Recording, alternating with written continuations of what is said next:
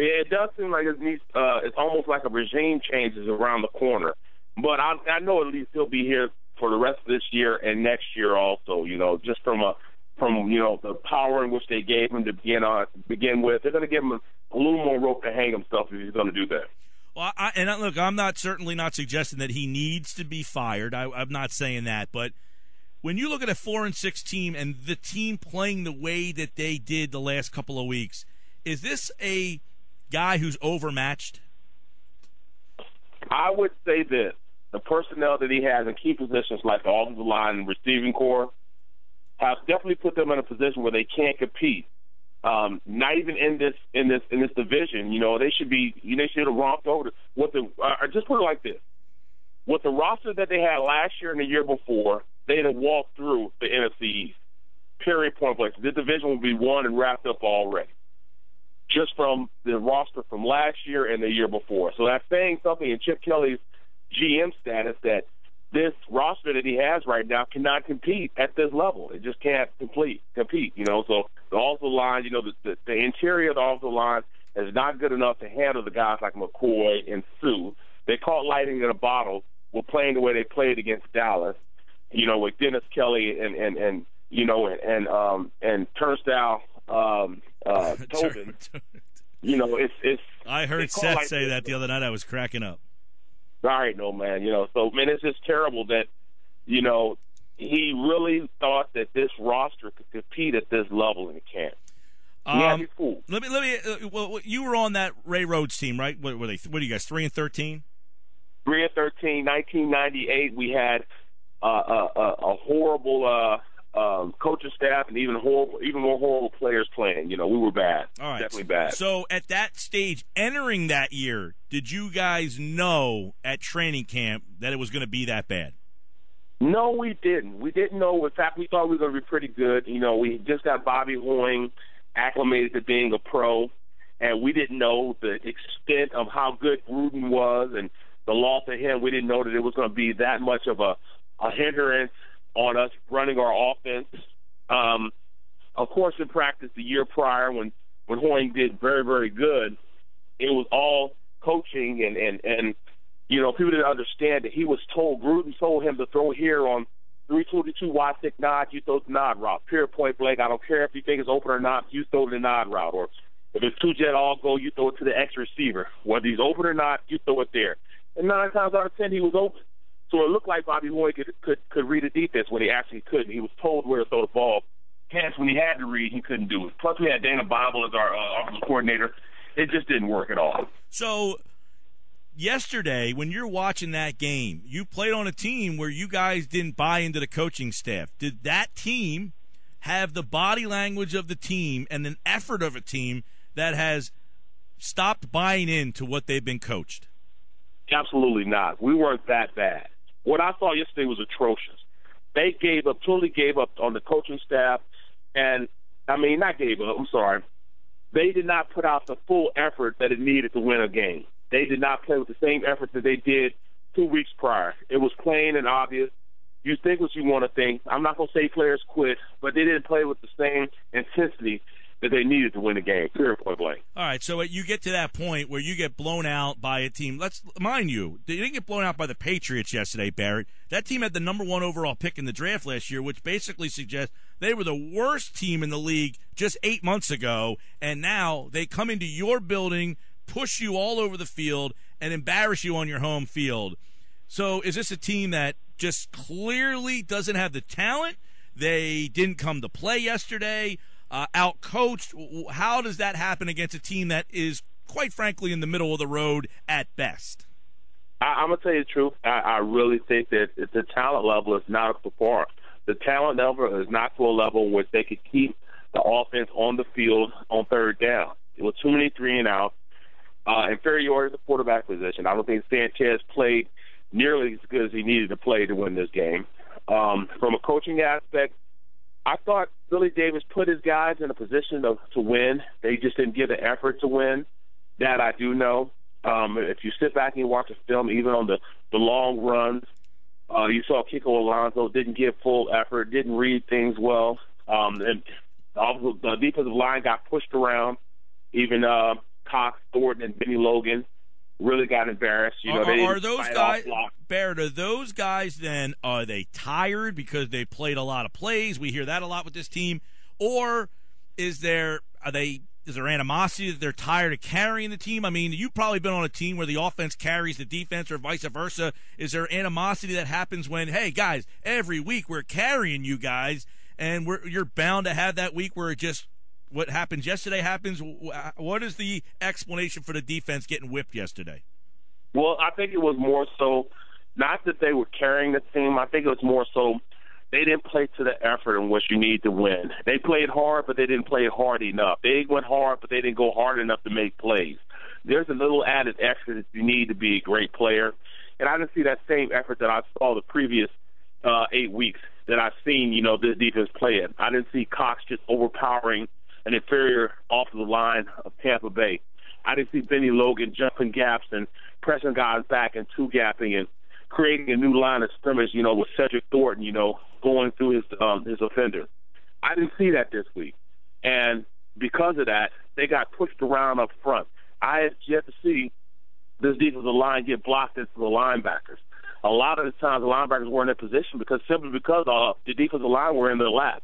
Those are things that I didn't see and I didn't think I would ever see from this defensive line this year, and I saw that yesterday.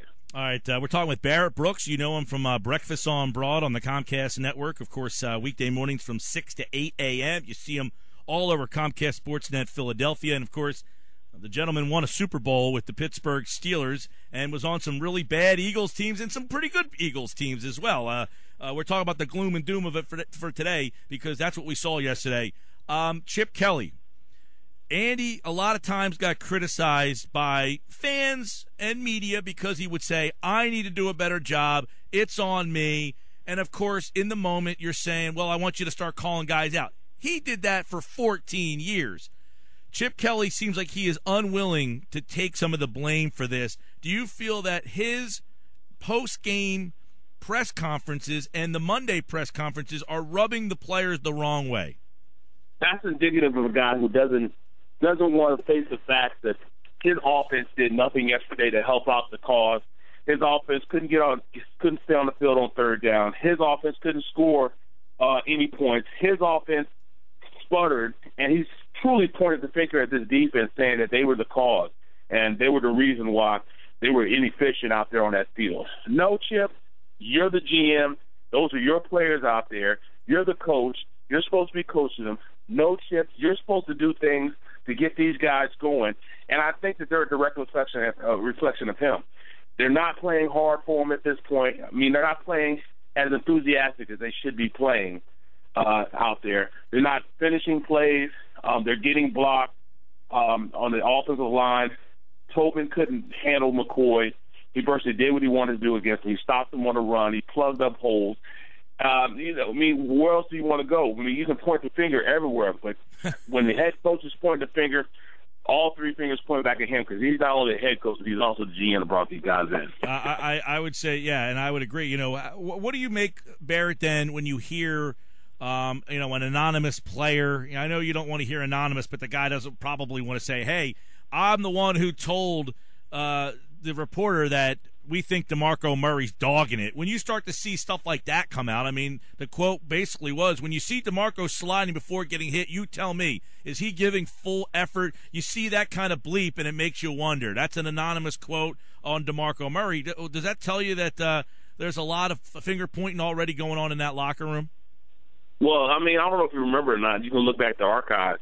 But I said 2 weeks ago, even last week, that he's losing this team. This team is no longer buying into the sports shakes and things of that nature. This is a totally different mindset for this team that they're adding at this point because Chip Kelly, what he did and how he conducted himself is not conducive to having a team go out there and fight for you.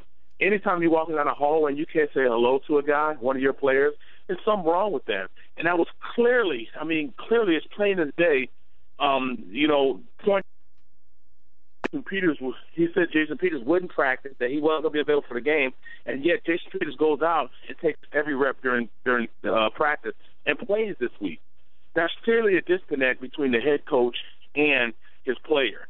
So when those things start happening, guys start squawking like Sproles, then, you know, you have a problem on this team because this team will be divided real quick. He'll lose this team very quick simply because his culture is that of a losing culture, and nobody likes it when you're losing. Well, and then today, you know, he said, look, I gave you information last week and I was wrong, so I'm not giving you guys any information. I mean, he was very condescending today to basically, and then the reporter follows him, Barrett, and says, well, you're the head coach of the football team and you don't know if you're starting quarterback. Don't you find something wrong with that the guy who's not only the GM but also the head coach isn't aware whether or not his quarterback is anywhere close to being ready, or does he know and just doesn't want to say? Well, I think that, you know, he just wants to be a a-hole and be smart and you know, I mean, and, you know, I kind of like what Howard Eskins did today. You know, I like the way he talked to him. You know, he was upfront with him. You know, he said, you know, isn't that the definition of insanity? You know, doing the same thing and expecting a different result. Mm-hmm. And that was because he asked, all right, you think this team, do you think your players are good enough to win? And Chip was like, yeah, I still think they're good enough to win. And, you know, that's a very valid question. Well, what makes you think they can win when they're not winning? And, you know, I mean, he quoted Einstein. So Chip came back at him, and, you know, I need to see more than what I saw from the offensive line. I need to see more from the receivers. And you guys, you know, everybody was squawking about, hey, we want Mark Sanchez out there. Well, you clearly see what Sanchez brings to the table. Yeah. Brings Sam Bradford back. He was starting to get better. Hopefully, you know, he's healthy. He can go into this game and compete because they're still in it. Yeah. They're definitely still in it. Well, he was asked today. Okay, go ahead. Finish your point. But at the end of the day, you're losing the team, and this team could get really bad. And this is bad, I could get really bad because I saw the two worst games I've ever seen in my life this season, the Dallas game and this last Tampa Bay game. He was asked about personnel changes. He said, no personnel changes. We're sticking with what we have. Are there areas where he should consider making personnel changes, or do they not have any talent to make changes? Well, I mean, you can't. I mean, the guys that are starting now are the very top of the roster that Chip Kelly's assembled. I mean, it gets no better right now than Matt Tobin at right guard. I mean, you can't think you couldn't play right guard right now, Barrett. You know what? I'll tell you the truth. I could play better than what I saw yesterday. Wow. I definitely could. I could block better than I saw yesterday. I could compete better than I saw Matt Tobin yesterday. Period, point blank. And they can say what they want to say. They can come get me. They can come try me out. And I guarantee you I could. Now, it wouldn't be a long, sustained, period of time because I'm not in shape. But I bet you when I do get in shape, I bet you I can go out there and play better than that. I would fight at least. I would go out there and compete.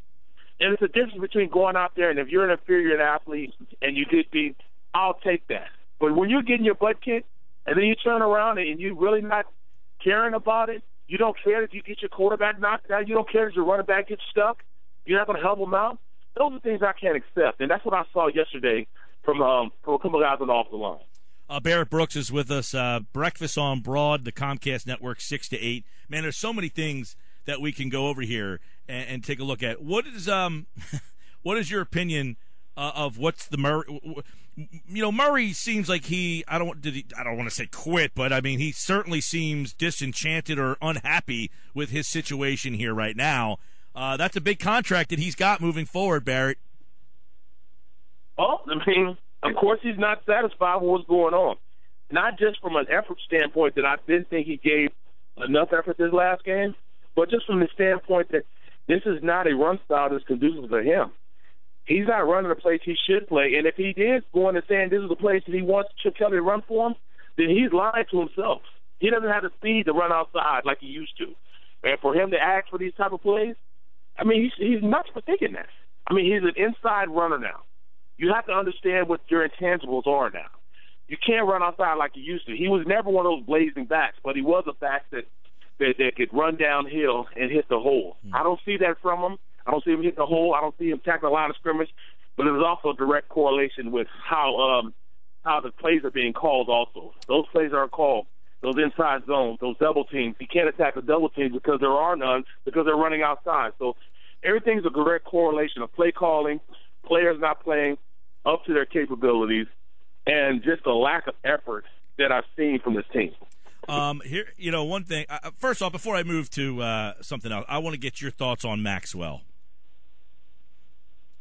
Well, I'm just going to say he got 63 million reasons to do what he's doing right now, and the lack of effort, the lack of intensity at the point of attack, the lack of wanting to do what he's supposed to do in that system, it's almost a travesty that he's allowed to do that. I mean, sometimes you want to say, hey, I love the player, get paid, get as much as you can. It's a short amount of time you can maximize your money-making potential.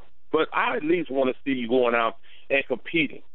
Anytime somebody catches something on, it's a crapshoot on whether he's going to make the tackle or not. And it shouldn't be that way. Stop trying to strip the ball, make a tackle, impose your will on somebody. Go out there and hit somebody. I mean, it's ridiculous, the effort that I'm seeing from this guy. He is an embarrassment out there. The way his effort is absolutely unacceptable for a fan to go and watch that and know that. Is there I was thinking about this yesterday. I mean, the effort he gave on that Sims touchdown, does it get to a point, Barrett, where guys on that defense are disgusted by the fact that he gets to cash that check? Does it get to that point sometimes? Well, of course. I mean, you guys are mad. They're probably pissed off that this guy's getting all this money and stealing, but yet they're out there, guys like Cedric Thornton and Cox and those guys, that aren't getting paid what they should be getting paid, but they're going out and busting their butt. And this guy comes in, okay, he's earned it. He was the fourth wheel in that Legion of Boom. He was the guy that they targeted more times than not. He stopped guys more times than not, but it's a whole different aspect when you're the guy. And I guess they lost on this when they thought that he was the guy and he could go in and be that guy. But they're not even really asking him to be the guy anymore. They're just kind of asking him to be a guy, and he doesn't even seem like he can do that. Hell, be serviceable at least. Right. Nolan Carroll is playing. I have to admit, he's playing well this season.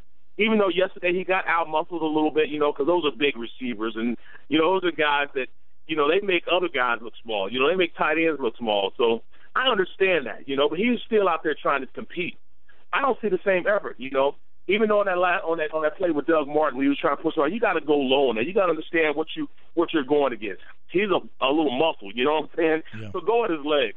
He kind of tossed him around a little bit. That was disheartening. But still, at the end of the day, Carroll will go out there and compete just about every play. He just didn't do it enough this game. What to you, Barrett? All right, you watch this team. They've been up and down. I've described them as clunky all season long on offense. It just doesn't seem that the offense has ever hit its stride now 10 games in. But to this point, what is the most disappointing thing to you about this team at 4-6? The guard play at this point, this offensive line, period. They haven't played well. This has been a mainstay for this team. They're actually the Achilles heel of this team at this point. They aren't playing very well. Injuries has made it as though they're worse than what they started out. This is a bad offensive line. Bad. Kelsey hasn't played up to expectations. When given an opportunity, Peters has played well. Lane Johnson has played well enough. But those interior guys just aren't, holding on to their bargaining in this whole deal. They aren't playing well at all. So hence, this offense can't get going. And because of that, it's really, really putting the quarterback and everybody else in a bad position. Yeah, there's a lot of things that we can continue on. First off, Aguilar yesterday and Matthews combined for 7 catches and 24 yards. That's your first and second round picks the last couple of years. That's supposed to bring your outside receiving game to another level. They combined for 3.4 yards. How do receivers combine for 3.4 yards a catch? It's almost impossible to achieve. Well, you look at it, man. Teams know how to defend this offense now. What Tampa Bay did yesterday, they ran a cover 2, or I call it 2-man. They ran 2-man.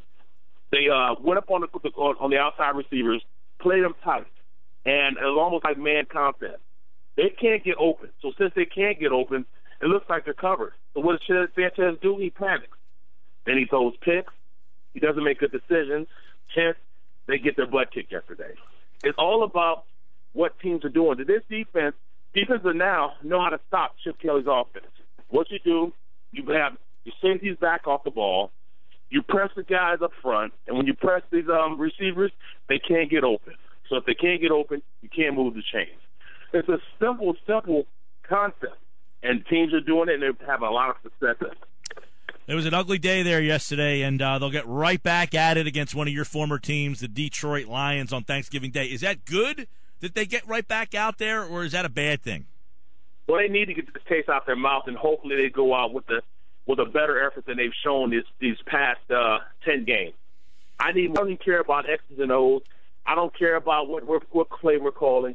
I want to see the effort that it is to be in the NFL, the honor that it is to be in the NFL, the privilege it is to be in the NFL. That's what I want to see. From an effort standpoint, I'm looking for that. I don't even care about X's and O's. Give me more effort.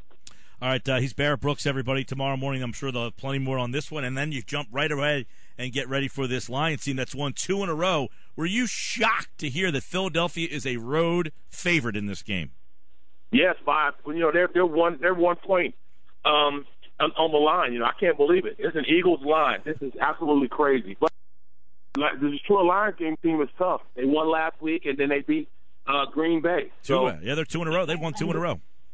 In Green Bay. So we'll see, man. But I just want to see some effort, man. That's all I want to see. All right, man. I'll talk to you. Have a happy Thanksgiving, my brother, and I will talk to you in about a week or so. All right, definitely, bro.